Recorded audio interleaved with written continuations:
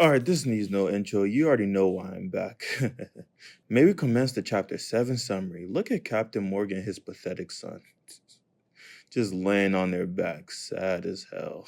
I'm honestly disappointed in the father-son duo. Shit was trash. We then see Zoro ask the Marines if they still want smoke, but all they can do is rejoice because their tyrant is done. And then all of a sudden, Zoro passes out. I forgot they didn't feed this dude ever while he was in captivity.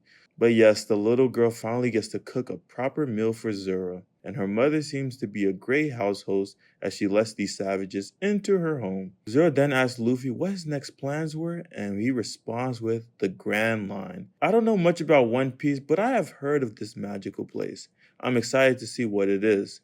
And Kobe is totally against going there because it means their deaths. Oh, I thought this place was magical.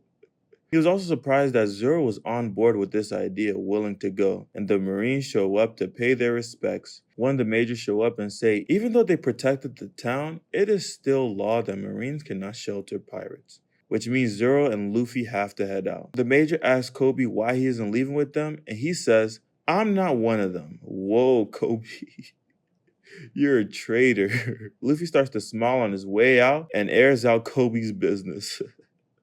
I'm crying. And all he wanted to do was start a fight. And Kobe took that personally and threw a punch. This is the last thing I expected him to do. He's definitely got some balls though, but I knew Luffy was never gonna go for this, so he gives him a crazy combo. All he saw was red and Zoro had to stop him or else he might have killed Kobe. However, he definitely convinced the major that Kobe indeed was not a crewmate, allowing him to join the Marines. Dude walked out with a smile on his face as if nothing happened.